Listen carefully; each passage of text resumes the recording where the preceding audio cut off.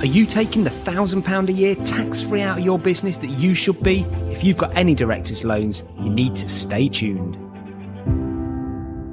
Welcome to the Profit Cash Growth Podcast. This is the podcast for 6- and 7-figure business owners who are looking to grow a financially successful business. My co-host, Claire Hancott, is a finance director, chartered accountant and entrepreneur. And every week, I'll be exploring guidance and frameworks designed to help you increase your profits, improve your cash flow and grow your business. So it's bank holiday weekend, Claire, and why are we here recording podcasts and not in Lancolin? Yeah, we effed up a little bit with the dates, didn't we? Well, to be fair, it was like I just said this weekend and you went, yeah, that's the bank holiday weekend, isn't it? And then I just booked it and it turns out it's not the bank holiday weekend. But so not only are we not making the very best of the long bank holiday weekend, but we're also having to take some time off work the following Monday to accommodate the 3-day bank holiday that we booked. We booked a little trip to Wales and we thought we booked it for the bank holiday weekend. So we were going Saturday, Sunday, Monday. But it turns out that we're actually going next weekend instead, which is like the last 2 days of August and the 1st of September or something. Yeah. So yeah, we're having to take Monday off work. But hey ho, we've both got our own businesses, so we can do what the hell we want. Well, we did go away to one of our favourite restaurants anyway, didn't we? And we did, yeah. We were just going to say this morning we had breakfast in a place called the Five Pigs and we thought they would have the best sausages ever, didn't we? Because their website is they're called the Five Pigs. They've got a farm or something and, you know, it's all about fresh, amazing, homegrown produce. So I was like, I really want a good sausage. Let's go there, have a full English breakfast.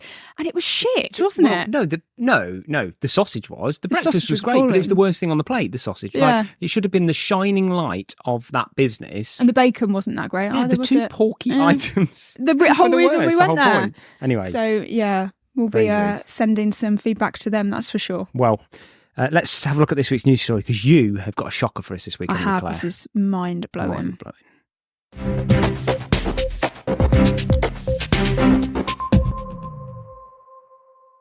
So I read this news story and I was horrified. I think people need to know about this. We are like a public service, aren't we? People do need to know about this, actually. We're like a public service. So a really horrible case where this family went to Disney.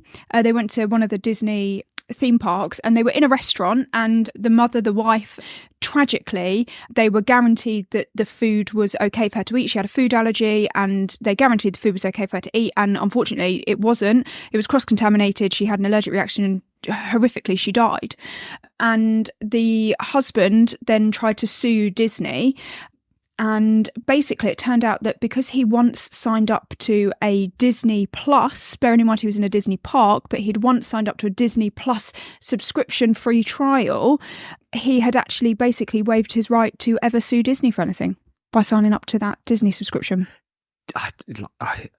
I'm so torn with this because my immediate reaction is genius. Genius by Disney. But morally my reaction is that is horrific. Who knows what they're signing? Who knows what they're accepting? I have like a real serious issue with like pages and pages of T's and C's, contracts that couldn't, you know, they're just too long for people to accept. They're not what the word is. They're not proportionate to the service you're taking out. So you're taking out a Disney Plus subscription, and of course, anyone that values their time just is accepting the terms and conditions, because to sit there and read it would be ridiculous. Now, there should be something done about this, because I actually don't believe that, tested in a court of law, that they would side on the fact that the onerousness of the terms and conditions would be acceptable because somebody happens to have accepted them, if you know what I mean. Because often these things are great until they're tested in a court of law and actually they're seen as, well, no, how can you expect any layman to understand and read that level of terms and conditions and understand truly what they're signing up for, so whether they would stand up to themselves.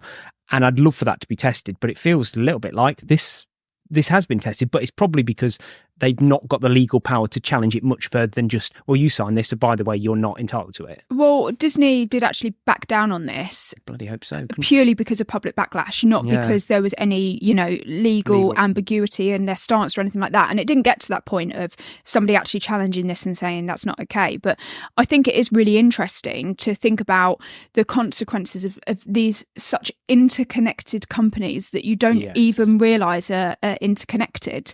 I was saying to you, you know, if you've got a child that's playing on the PlayStation and they sign and they just click that terms and conditions button that pops up, they could effectively sign away your right to sue Sony if your TV blows up and burns your house down.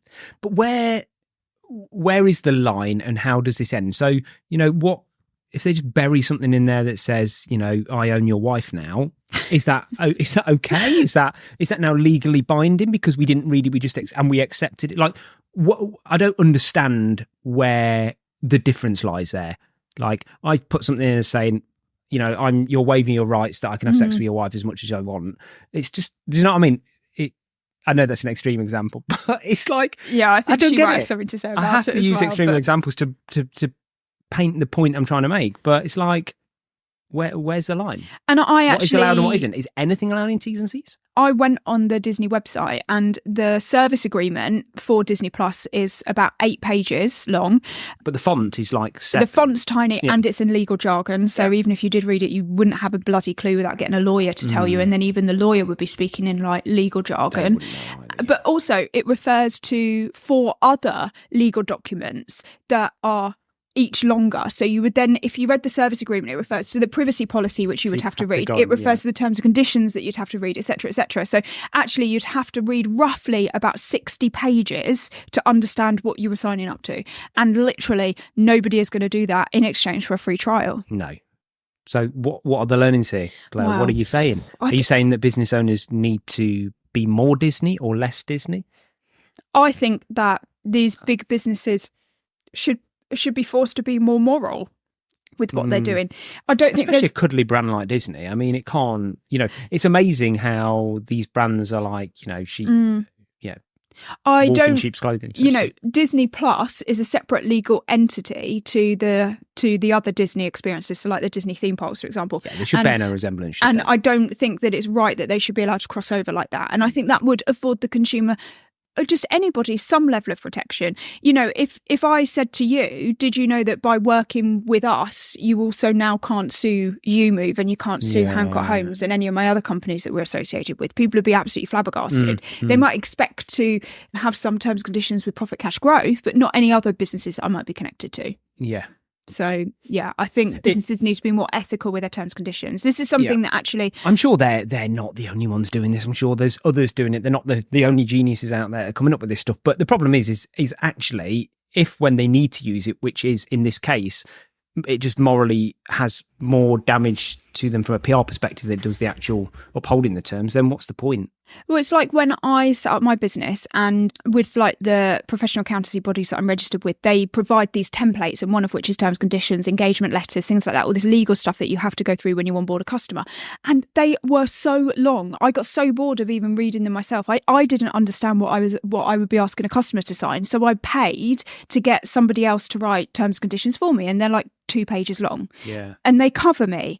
And I know they've covered me because I've gone to a professional and they've been custom written. I don't need the 15-page document that even I don't understand. So I think we can make our legal documents much easier to understand. There is an element that you've got to protect yourself, but also, you know, there is an element that if you're running an ethical business and you're not trying to do people over and you're being professional, you know, how much do you need to protect yourself? Yeah.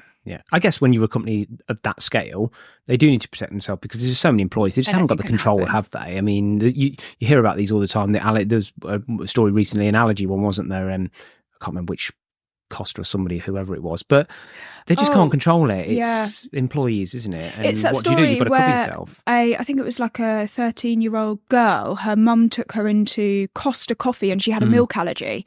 And unfortunately, there was, again, just human error. Contamination. You know, it's just an employee cocked up, didn't they? And like, it's going to happen. Like, I did say to you on this one, though, I do think that there is an element of personal accountability. There has to be personal accountability. Yeah. You know, the number one produce in a Costa coffee shop is milk. It's dairy. If I had a dairy allergy that could kill me, I would never go into Costa coffee. I wouldn't go anywhere near them. Yeah. Anyway, let's move on to this week's deep dive, where you're going to tell us a little bit how we can lend ourselves some money. Get a bit tax-free money out your business. We're all like that. So this is all about directors' loans, isn't it, Claire, and specifically charging interest on directors' loans. So this section is really for people that have lent them their own businesses money. Yeah. Personally, we've got a lot of this in our businesses. So it's easier to raise finance personally than it is through a business, especially a younger business. So often this is the first route people go down, isn't it? They raise the finance personally and they pump it into their company to use it. So actually, is there some benefits they can get back in return for that? Yeah, absolutely. And a lot of businesses start off bootstrapped, where, like you say, you've put your own money into the business. But also, if you are deciding to grow your business and you're constantly reinvesting money, then you might have a profitable business, but you don't have a cash flow positive business. So often there's really valid reasons why you haven't been able to withdraw that initial director's loan from the company. So we're talking about a director's loan in credit. And what we mean by that is that the business owes you money as the director. Yeah. And not many people do this, actually. In fact, I see this on hardly any of the accounts that I look at.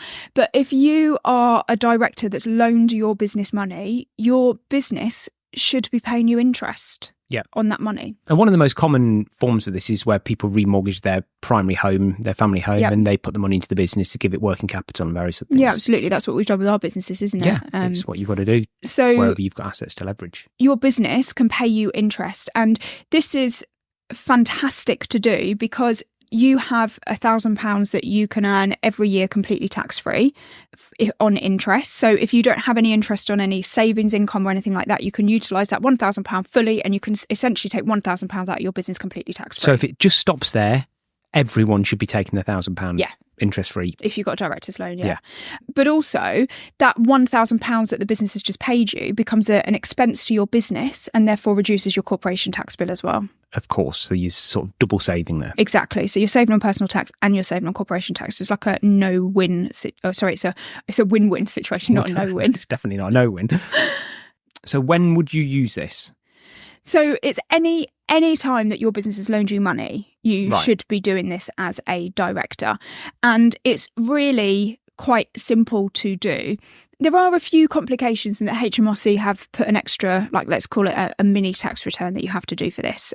But actually filing that is a one-page document. It's dead easy, and every accountant should be able to handle that for you. Is that the CT61? Yeah, CT61. So there is a rule that says that as a business, if you pay any private individual interest, then you have to submit a CT61 within 14 days of the quarter end. Okay. And the CT61, like I said, is literally like a one-page document. It's just the name of the business, the name of the individual that received the interest, how much was paid. It really is as simple as that. So it's a 5-minute job. An accountant isn't going to charge much money for doing that. Okay. Now, accountants will try and say to you, you have to do the CT61 every quarter. You do not have to do it every quarter. You have to do it only every quarter end if you have paid interest. So the best thing to do is to just pay interest once a year. Right, okay. That's just the simplest way to get around that.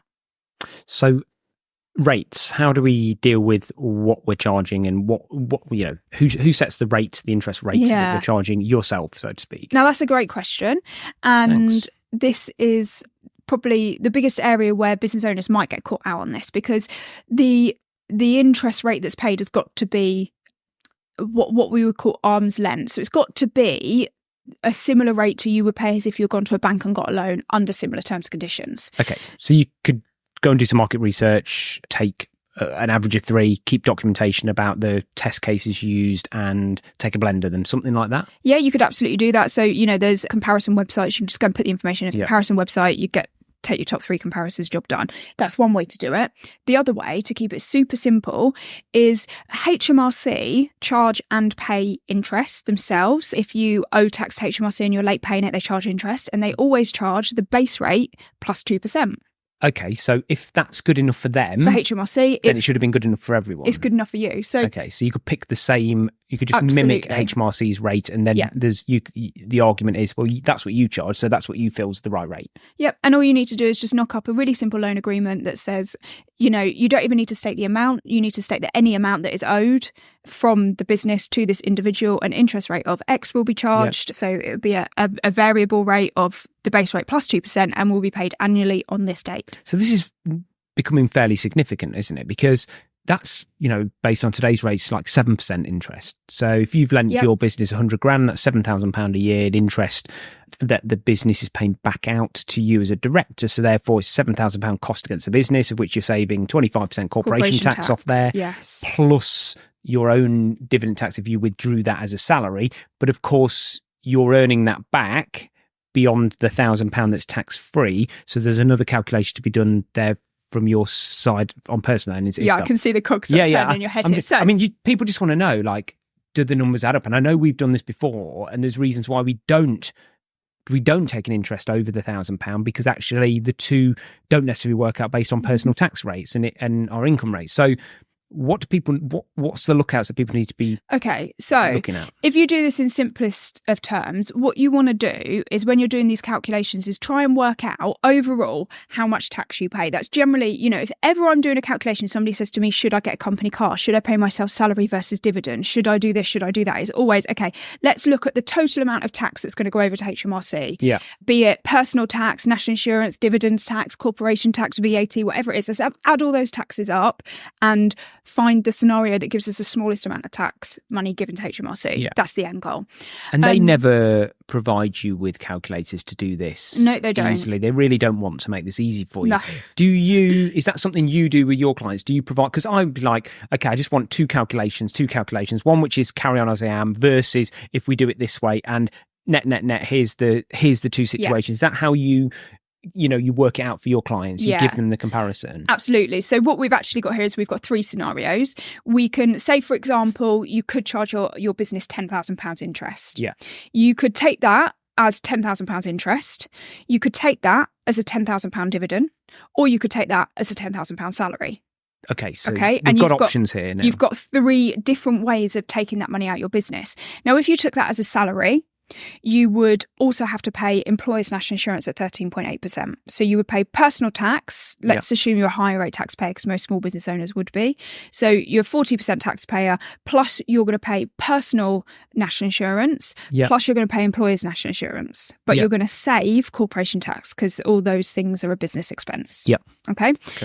Now, when you pay interest, national insurance doesn't apply. You're only going to pay your 40% tax and no national insurance. So immediately you can see that paying interest over a salary is going to be more beneficial, because there's no national insurance either for you or the employer.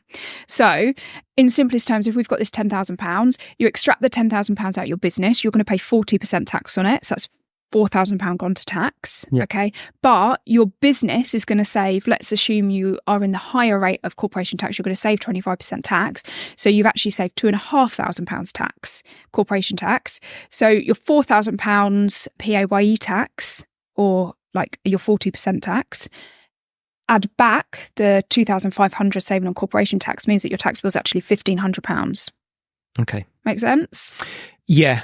I probably drank too much last night to be able to follow that in. And you would need to do a similar calculation you want somebody to provide you it, write it down and provide you with the breakdown, and you'd need to do a similar calculation from a dividend perspective. So if you had £10,000 and you were going to take that as a dividend, well, firstly, you've got to pay corporation tax on that dividend. Yep. So you're going to lose £2,500. Yeah. So, and then you're going to have £7,500 that you've then got to pay dividend tax on. So immediately you can see that we've paid more tax. We paid more corporation tax in the first place than any of the other scenarios. So you're already discounting that one and going further into the other two and seeing where. And we're saying the interest rate is the most tax efficient way that you can extract that money out of your business if you're in that 25% bracket for corporation tax. And that's where these calculations get really complicated. And it's also why I recommend you only pay interest at year end, because the interest payment at year end should come into the entire calculation to say, okay, my business has earned X amount of profit this year. I want to take X amount as earnings this year. What's the most tax efficient way to do it? And as an accountant, I would be looking at a combination of interest, dividends, and salary, and figuring out finding what the perfect blend is of those. Yeah, and has the decision over the charging interest changed since corporation tax went from 20 to 25%? Is that the swinger? Yes, that because it wasn't as worth it at 20%. I know when we've looked at this in the past, we've always come to that not so sure, but you seem to be saying that now we've got the extra 5% to save in corporation tax. That's actually suddenly tipped this over the edge. Yeah, it's definitely changed the calculations. The calculations are still the same. We still go through the same process, but it is more difficult if you're one of those businesses that sit in what we call the marginal rate, because actually if your profits are less than 50,000, you pay 19% corporation tax. Yeah. If your profits are over 250,000, then you pay 25% on everything. And if you sit in between 50 and 250k, you pay something in between. Yeah.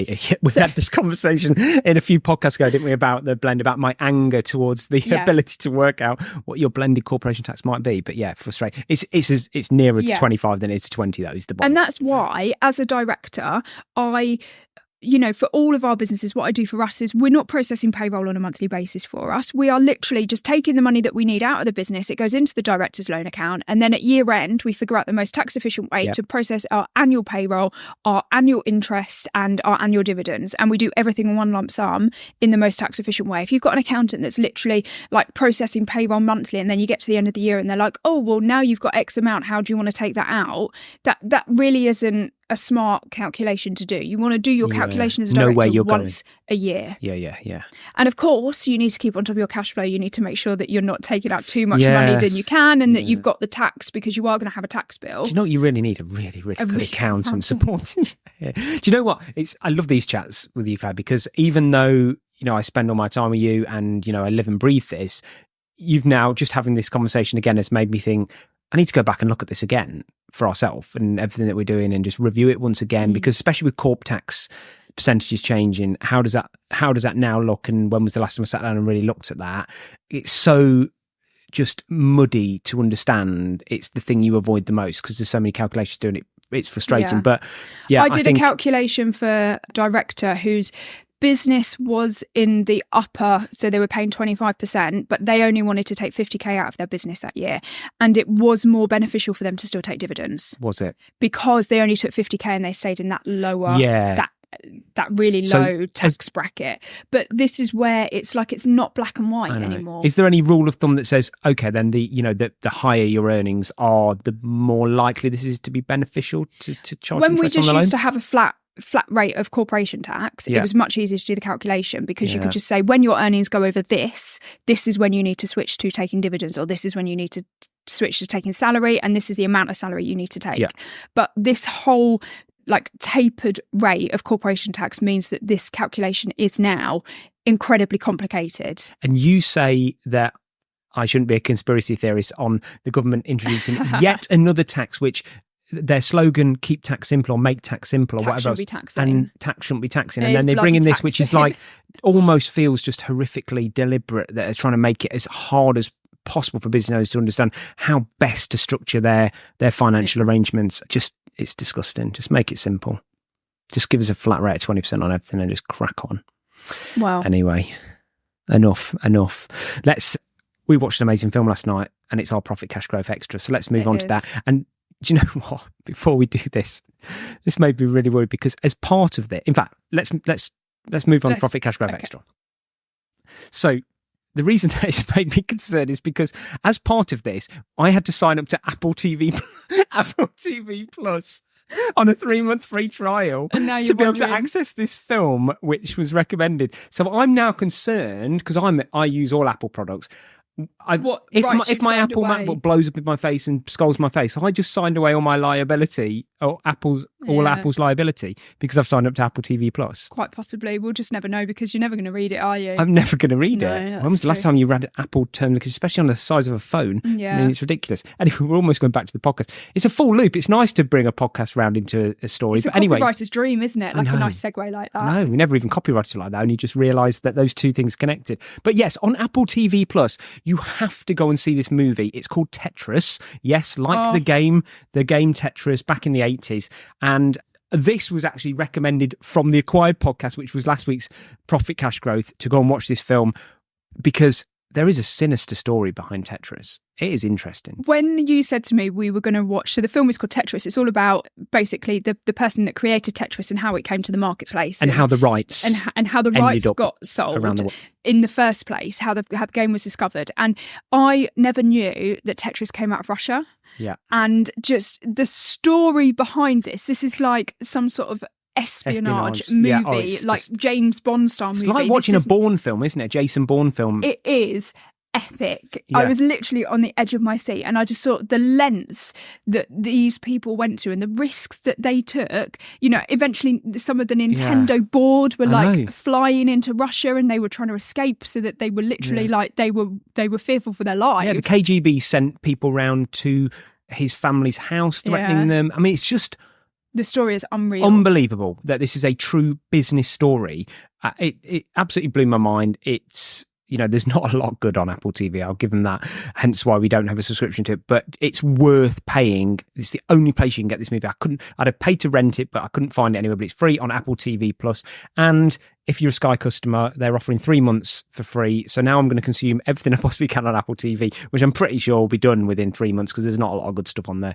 But yeah, Tetris, absolutely fun. And it's actually got some good actors in it. It's got Taron Egerton. Elton John. Yeah, the guy that played Elton John in Elton John's film, and Eddie the Eagle and Kingsman. Really good actors. Yeah. So, you know, it is a pretty mainstream film. Obviously a decent budget behind it. Such a brilliant watch. I think also, you know, at the end of the day, it's a film and there is some dramatisation of the story.